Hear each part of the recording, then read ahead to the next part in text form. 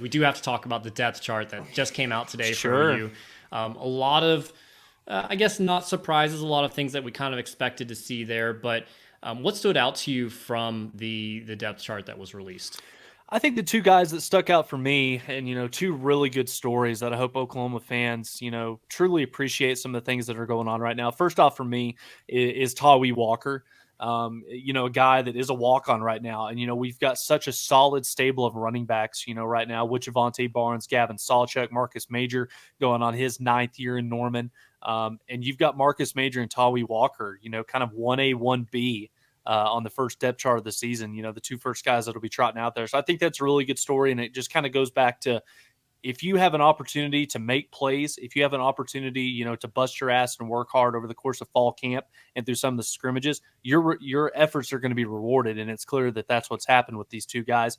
And then, another one for me, Adam, it's the biggest question that I had as far as the defensive side goes is who was going to lock down that, second corner spot opposite of Woody Washington. And we've heard a lot of really good things about Makari Vickers, about Josiah Wagner, but Gentry Williams, the local product out of the state of Oklahoma, getting the nod to be the starting corner this upcoming weekend. We've heard a lot of good things about Gentry, the progress he's made over the last 12 to 18 months, particularly in the weight room with Jerry Schmidt.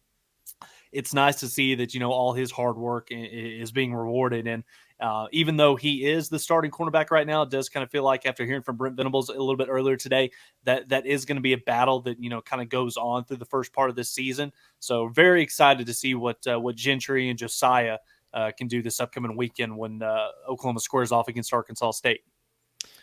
For me, Brent Venables in his press conference today used the word consistency to describe a lot of different guys on this roster. I tried to keep count of it. I'm sure I missed a few guys, but he mentioned Reggie Pearson. He mentioned Rondell Bothroyd, Justin Harrington, Tawi Walker. He mentioned a lot of guys along that defensive line side of the ball. So there's a lot of guys listed on this depth chart going down to third or fourth string in some scenarios, a lot of olders on there. So that's one thing that I'm going to be watching is, what does the consistency look like, from the starter, from the second string, all the way down to the third string, because we're going to see a lot of playing time on Saturday across the board. So I think that's something interesting that I'll be keeping an eye on there. Anything else on the depth chart that you wanted to highlight before we move over to our new segment here? No, just outside of the fact, I can't remember who it was on social media that kind of put up the depth chart from a year ago compared to what Oklahoma released a little bit earlier today. And it was just kind of the size difference, particularly the guys on the defensive line.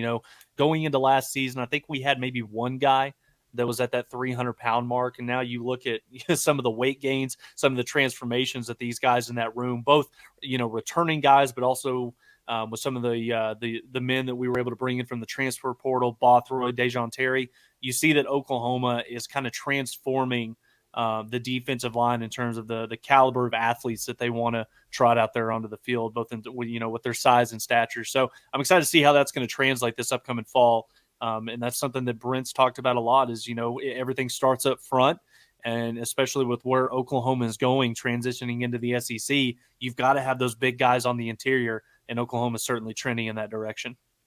Credit to Travis Davidson. He was the one that tweeted that comparison just the defensive line size difference over the last couple of years. So, well, let's jump into our new segment. We've kind of done this in the past. We've called it stock up and stock down in the past. And that's still the basic premise of this new segment that we're going to do. But we're going to be doing this every week through the beginning of December, because we have our first sponsor here at the Mainline Podcast. You guys are probably familiar with him if you've been listening over the last couple months or so.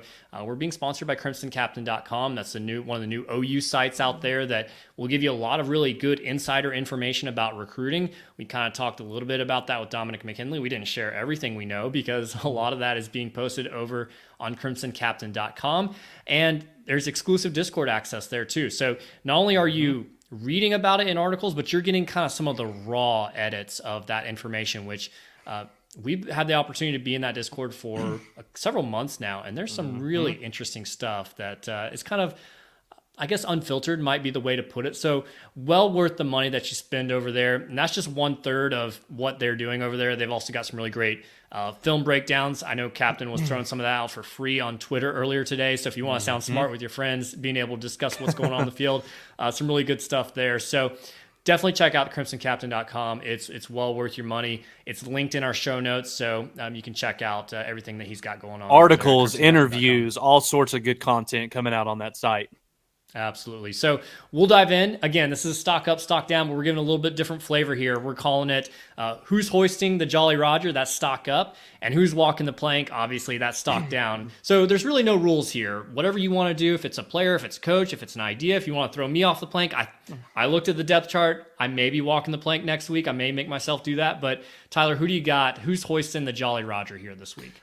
I'm going with the linebacker group as a whole. Brent raved about this group, particularly Jaron Kanek today when he was talking about how far they've come from a year ago, where instead of having no depth, where we all remember, David Agwebu, Danny Sussman were essentially playing 98% of the snaps all season long.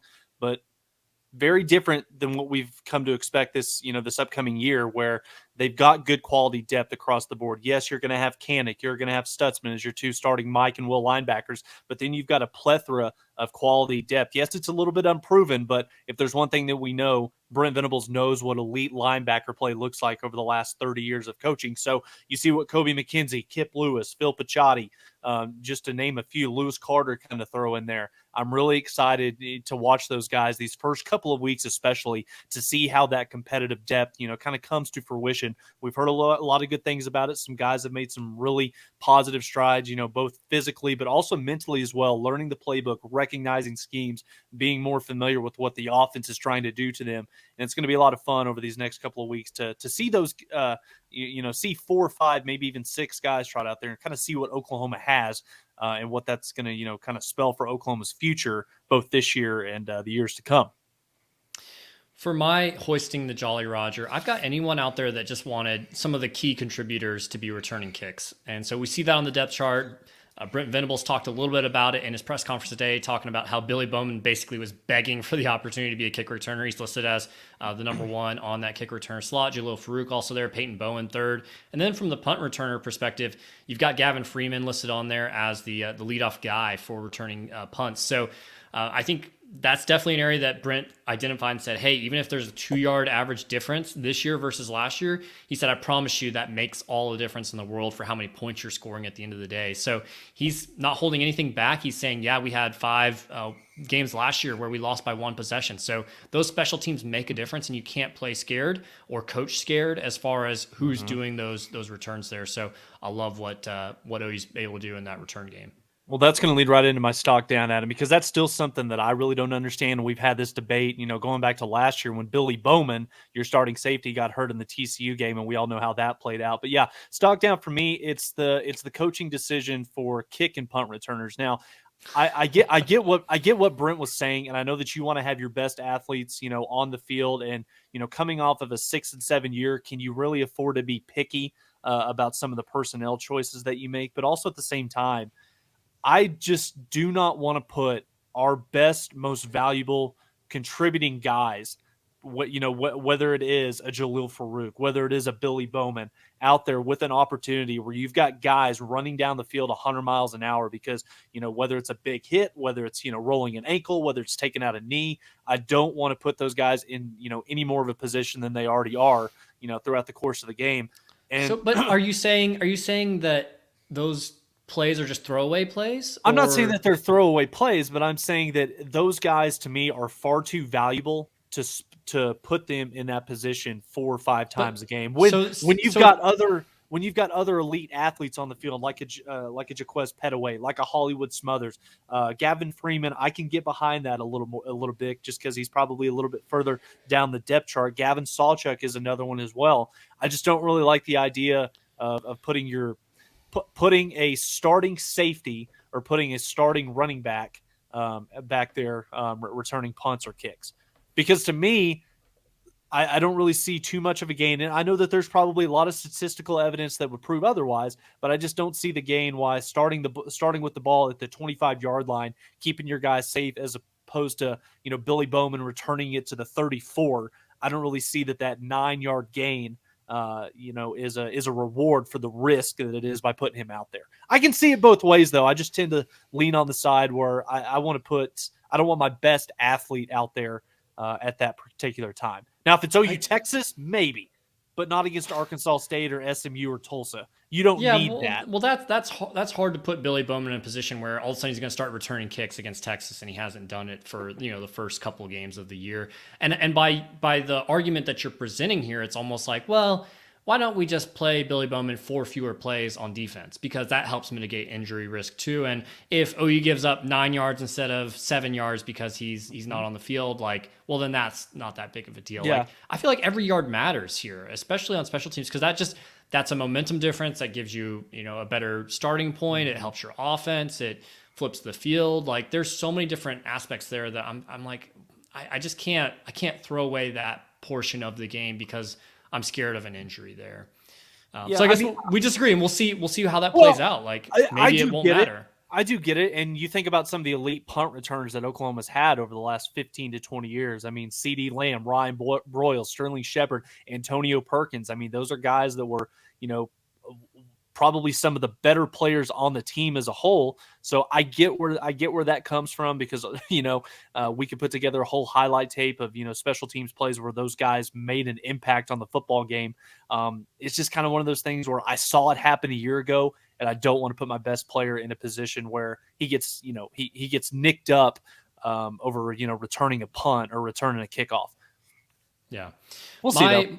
My walk the plank or stock down here is second-year tight ends. None of them made the depth chart there. No Caden Helms, no Jason Llewellyn. I know those guys have battled injuries and they may not be completely healthy here, but it's just I'm not sure where the path forward is for these guys. They've already got Blake Smith ahead of them, Josh Fanul's ahead of them, Austin Stogner obviously the starter there, and then you've got Cade McIntyre on the depth chart, true freshman. You've got Devon Mitchell coming in next year. So if these guys aren't able to get on the field this year and at least get some experience and be able to solidify themselves in that rotation, I don't know where they're going to play. I don't know where their role is on this Sooners team going forward, it's sad because I know they've both had a lot of injuries, things that aren't their fault that have kind of stacked the odds against them there. But I mean, if you haven't made an impact at this point, I just wonder, like, when are you ever going to at some point? So yeah, I've got them as my stock down or my walk the plank for this week.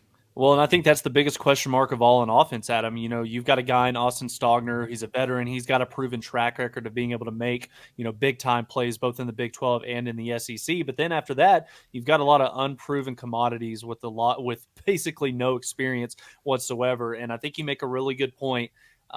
Devon Mitchell, he's coming next year. Oklahoma stands in a really good position with the Roberts kid out of Washington, Oklahoma. He's a top 2 or 3 tight end in the country as well for the class of 2025. So help is on the way. Reinforcements are, going to make their way to Oklahoma, but it does put you in a situation where if Austin Stogner were to go down, and knock on wood right now because we know he's got the injury history, where do you go from there? Both from a personnel standpoint, some of the other guys in that room, or does that force Jeff Levy to really kind of change the way that he runs his offense and the way he's able to scheme against some of these opponents? There's no doubt about it. The tight end is one of the most valuable weapons you have as an offensive play caller in college football, with some of the different mismatches and things that you're able to do.